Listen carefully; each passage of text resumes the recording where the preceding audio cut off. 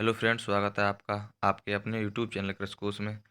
आज की वीडियो बहुत ही ज़बरदस्त होने वाली है क्योंकि आज भारत से रिलेटेड कुछ जो मिट्टियाँ कई प्रकार हैं उनके बारे में वीडियो है। अगर आप हमारे चैनल पर नए हैं तो चैनल को सब्सक्राइब करें, लाइक करें, वीडियो को ज़्यादा से ज़्यादा शेयर करें। वीडियो कैसी लगी कमेंट बॉक्स में कमेंट करके ज़रूर बताएँ। आइए वीडियो को स्टार्ट करते हैं। भारत की मिट्टियाँ। भारत में कितने प्रकार की मिट्टी पाई जाती है तो अब बताते हैं। भारत में विभिन्न क्षेत्रों में विभिन्न प्रकार की पाई जाने वाली मिट्टियों की किस्मों को 5 भागों में बांटा गया है। जो विभिन्न प्रकार की मिट्टी है उनको उनकी किस्मों को 5 भागों में बांटा गया है। तो कौन कौन से प्रकार हैं? नंबर 1 जलोढ़ मिट्टी।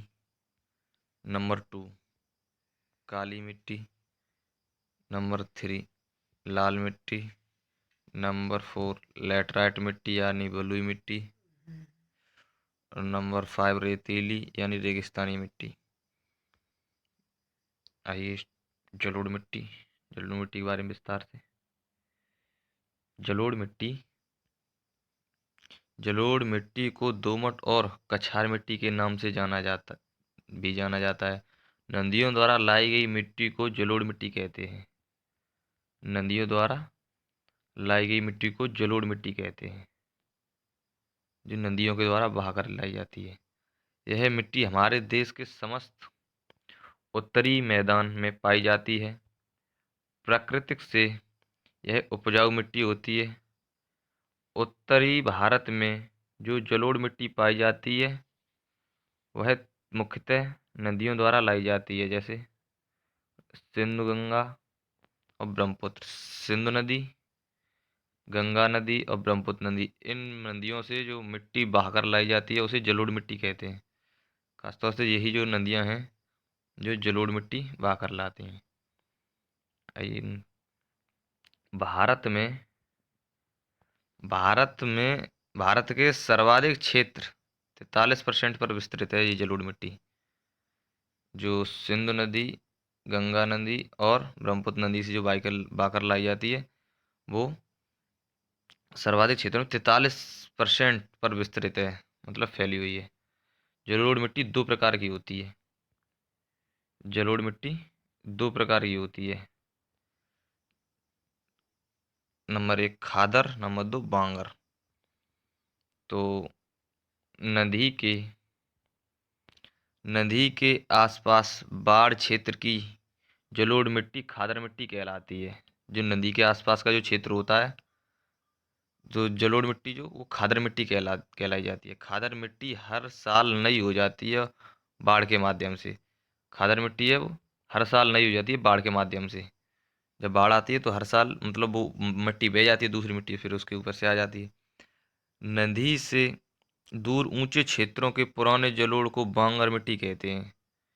नदी के जो ऊंचे क्षेत्र होते हैं जहाँ मतलब दोबारा से मतलब बाढ़ का पानी या मिट्टी नहीं पहुंचती है तो वहाँ बांगर मिट्टी कहते हैं पुराने क्षेत्रों। और नए पे तो हर साल नई मिट्टी आ जाती है तो वो बाढ़ के माध्यम से आ जाती है, वो खादर मिट्टी है। तो बांगर मिट्टी हर साल नई नहीं होती है, अतः खादर मिट्टी अपेक्षाकृत अधिक उपजाऊ होती है। बांगर मिट्टी हर साल नई नहीं होती है, अतः खादर मिट्टी अपेक्षाकृत अधिक उपजाऊ होती है। जलोढ़ मिट्टी में भी ह्यूमस, नाइट्रोजन और फास्फोरस की कमी पाई जाती है। जलोढ़ मिट्टी में ह्यूमस, नाइट्रोजन और फास्फोरस की कमी पाई जाती है। जलोढ़ मिट्टी में पोटेशियम और चूना प्रचुर मात्रा में पाया जाता है। जलोढ़ मिट्टी में पोटेशियम और चूना प्रचुर मात्रा में पाया जाता है और ह्यूमस, नाइट्रोजन और फास्फोरस की कमी पाई जाती है जलोढ़ मिट्टी में। काली मिट्टी हटेंगे। काली मिट्टी यानी ब्लैक सोल में एक विशेषता यह है कि यह नमी को अधिक समय तक बनाए रखती है। काली मिट्टी नमी को अधिक समय तक बनाए रखती है। इस मिट्टी को कपास की मिट्टी या रेगड़ मिट्टी कहते हैं। इस मिट्टी को कपास की मिट्टी या रेगड़ मिट्टी भी कहते हैं। काली मिट्टी कपास की उपज के लिए महत्वपूर्ण है। यह मिट्टी लावा क्षेत्र में पाई जाती है। जहाँ पर लावा सबसे ज़्यादा निकलता है वहाँ पर काली मिट्टी पाई जाती है, लावा क्षेत्र में पाई जाती है। इस प्रकार इस मिट्टी के क्षेत्र में जो मिट्टी है, इनके क्षेत्रों में गुजरात, महाराष्ट्र, मध्य प्रदेश, आंध्र प्रदेश तथा पश्चिमी भाग और मैसूर का उत्तरी भाग, इनमें ये काली मिट्टी पाई जाती है। तो कौन कौन से क्षेत्र हैं? गुजरात, महाराष्ट्र, मध्य प्रदेश, आंध्र प्रदेश का पश्चिमी भाग और मैसूर का उत्तरी भाग, इन जगहों पर ये काली मिट्टी पाई जाती है। अंतर्राष्ट्रीय स्तर पर अंतर्राष्ट्रीय स्तर पर काली मिट्टी को चेरनोजम कहा जाता है। चेरनोजम मिट्टी मुख्य रूप से काला सागर के उत्तर में, यूक्रेन में तथा ग्रेट क्लेस में, पश्चिम में, संयुक्त राज्य अमेरिका और कनाडा में पाई जाती है। अंतर्राष्ट्रीय एक काली मिट्टी है, को अंतर्राष्ट्रीय स्तर पर चेरनोजम चेरनोजम कहा जाता है। अंतर्राष्ट्रीय स्तर पर अपने यहाँ काली मिट्टी कहते हैं इसको। तो काली मिट्टी को चेरनोजम कहा जाता है। यह मुख्य रूप से काला सागर, उत्तर के यूक्रेन उत्तर के यूक्रेन और ग्रेट क्लेस के पश्चिम में, संयुक्त राज्य अमेरिका और कनाडा में पाई जाती है। काली मिट्टी को लावा मिट्टी भी कहते हैं, क्योंकि यह दक्कन ट्रैप दक्कन ट्रैप के लावा चट्टानों की अपक्षय अर्थात टूटने फूटने से निर्मित होती है। जो चट्टानें होती हैं वो पत्थर आपस में टकराने से टूटने फूटने पर यह निर्मित होती है। इसे क्यों दक्कन ट्रैप भी के लावा को कहते हैं काली मिट्टी। आइए नेक्स्ट। काली मिट्टी काली मिट्टी की प्रमुख विशेषता यह है कि उसमें जल धारण करने की सर्वाधिक क्षमता होती है। सबसे ज़्यादा नमी काली मिट्टी में रहती है। काली मिट्टी बहुत जल्दी चिपचिपी हो जाती है। थोड़े से पानी में वो काली मिट्टी गीली हो जाती है तथा सूखने पर इसमें दरारें पड़ जाती हैं। इसी गुण के कारण काली मिट्टी को स्वतः जुताई वाली मिट्टी भी कहा जाता है। तो क्वेश्चन भी ऐसे भी आ सकता है, ऐसी कौन सी मिट्टी है जिससे स्वतः जुताई कहते हैं लोग? तो काली मिट्टी इससे खुद अपने आप से जुताई करती है, स्वतः जुताई जो काली मिट्टी कहती है। तो अब अगला स्टेप है, अगली हेडिंग लाल मिट्टी। तो यह चट्टानों की कटी हुई मिट्टी है। यह मिट्टी अधिकतर दक्षिणी भारत में मिलती है। लाल मिट्टी यानी रेड सोल के क्षेत्र में महाराष्ट्र के दक्षिण पूर्वी भाग, मद्रास में, आंध्र प्रदेश में, मैसूर और मध्य प्रदेश के पूर्वी भाग में, उड़ीसा, झारखंड के छोटे नागपुर प्रदेश में और पश्चिमी बंगाल तक फैले हुए हैं।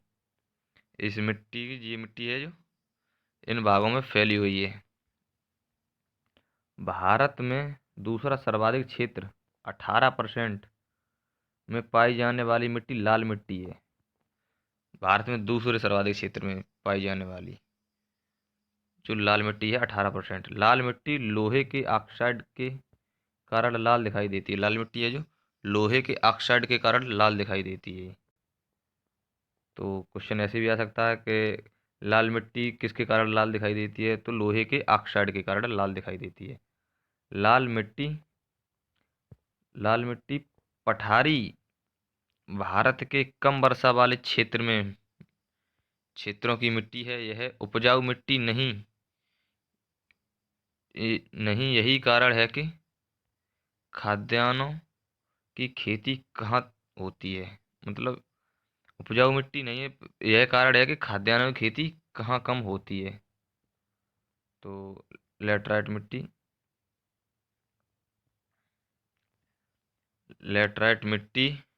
Laterite soul. तो ये ऐड लेटराइट सोल के क्षेत्र में दक्षिणी प्रायद्वीप के दक्षिण पूर्व की ओर पतली पट्टी के रूप में मिलते हैं। इन मिट्टियों को पश्चिमी बंगाल से असम तक देखा जाता है। लेटराइट पश्चिम बंगाल से असम तक देखा जा सकता है। लेटराइट मिट्टी का निर्माण दो परिस्थितियों में होता है। नंबर 1 परिस्थिति, 200 सेंटीमीटर से अधिक वार्षिक वर्षा हो, अधिक गर्मी हो। तो लेटराइट मिट्टी उपजाऊ मिट्टी है, इसलिए खानदान की लेटराइट मिट्टी की उपजाऊ मिट्टी है, खाना की लैटराइट मिट्टी की उपजाऊ मिट्टी, इसलिए यह खाद्यान्न की खेती के लिए उपयुक्त नहीं है। ईंट बनाने के लिए सर्वाधिक उपयुक्त मिट्टी लैटराइट मिट्टी है। ईंट बनने के लिए जो मतलब ये खंगड़ से बनते हैं जो मिट्टी के, तो ये लैटराइट मिट्टी है। ईंट बनाने के लिए सर्वाधिक उपयुक्त मिट्टी है। लैटराइट मिट्टी में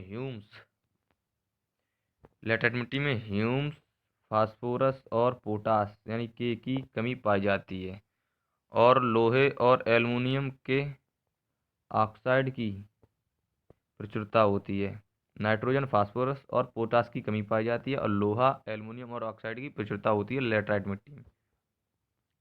लोहे के ऑक्साइड के कारण ही लैटराइट मिट्टी का रंग लाल होता है। लोहे के ऑक्साइड का लैटराइट मिट्टी का रंग लाल होता है। यहाँ पर चाय, कॉफ़ी, मसाला, चिनकोना की खेती होती है लैटराइट मिट्टी में। चाय, कॉफ़ी, मसाला, काजू, चिनकोना की खेती होती है। यह मिट्टी अम्लीय होती है। आइए अब नेक्स्ट मिट्टी है रेगिस्तानी मिट्टी। रेगिस्तानी मिट्टी के यह मिट्टी राजस्थान के थार प्रदेश में, पंजाब के दक्षिणी भाग में, राजस्थान के कुछ अन्य भागों में तथा गुजरात के कच्छ क्षेत्र में मिलती है। रेगिस्तानी मिट्टी अकेला थार मरुस्थल ही लगभग 1,03,600 वर्ग किलोमीटर के क्षेत्र में फैला हुआ है। तो इस मिट्टी में खाद्यान्नों की खेती संभव नहीं है, इसलिए यहाँ पर ज्वार, बाजरा, सरसों, मोटे अनाज की खेती की जाती है। तो ये रेगिस्तानी मिट्टी है, गर्म मिट्टी होती है, तो इसमें कम मतलब पानी वाली फसल की जाती है। तो सरसों है, बाजरा है, मोटे अनाज हैं, ज्वार है। Thank you watching my video कैसी लगी कमेंट बॉक्स में कमेंट करिए, ज़रूर बताएं। ये अपना चैनल है, इसको सब्सक्राइब करें और आने वाली वीडियो के नोटिफिकेशन आप तक पहुंचते रहेंगे। वीडियो कैसी लगी कमेंट बॉक्स में कमेंट करिए, ज़रूर बताएं। Thank you watching my video.